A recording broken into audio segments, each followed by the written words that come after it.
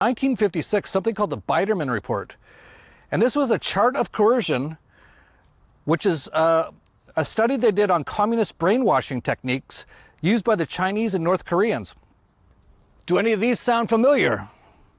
Starts off with isolation, deprives individual of social support of his ability to resist, makes individual dependent upon the captor, individual develops an intense concern with self. For the COVID-19 isolation, social distancing, isolation from loved ones, massive job loss, solitary confinement, semi-isolation. I asked this government if the people of Ontario should prepare for internment camps. In September, the federal government posted a call for expressions of interest for contractors to supply, provide, and manage quarantine isolation camps throughout every province and every territory in Canada. These quarantine isolation camps, however, are not limited to people with COVID, but provide a wide latitude for many people to be detained. Surely this government is aware of the intentions to build these isolation camps from coast to coast. And my question to the Premier is, how many of these camps will be built, and how many people does this government expect to detain? Quarantines, containment camps.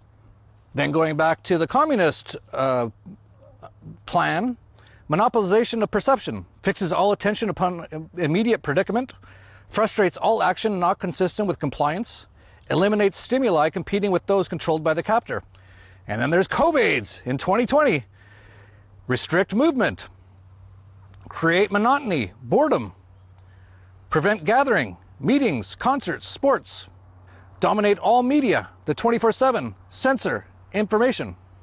Going back to the communist plan, induce debility and exhaustion, weakens mental and physical ability to resist, people become worn out by tension and fear. And then there's COVIDs, forced to stay at home, all media is negative, not permitted to exercise or socialize. Going back to communism, threats, cultivates anxiety and despair, gives demands and consequences for non-compliance. And then there's COVIDs, threaten to close business, levy fines, predict extension of quarantine, force vaccines, create containment camps.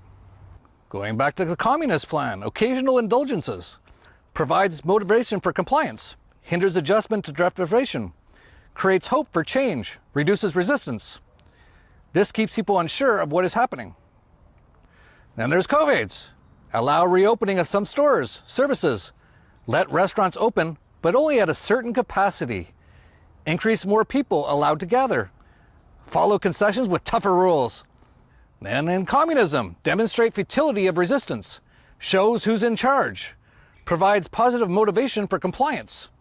And then there's COVIDs. Shut down entire economies across the world. Create money out of nowhere, force dependency.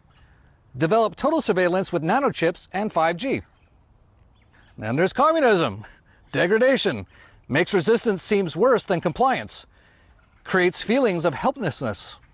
Creates fear of freedom, dependence upon captors. And then there's the COVIDs. Humiliation or degradation techniques. Shame people who refuse masks. Don't distance. Make people stand on circles and between lines. Make people stand outside and wait in queues. Sanitation stations in every shop. And finally, in communism, enforcing trivial demands. Develops habit of compliance. Demands made are illogical and contradictory.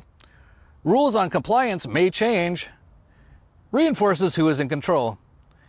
And finally, COVID's 2020, enforcing trivial demands. Family members must stand apart. Masks in home and even when having sex. Random limits on people allowed to be together. Sanitizers to be used over and over in a day. Yeah, it's pretty amazing.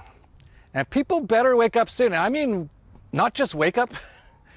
If people don't really start fighting back, and I mean fighting, this isn't going to go well.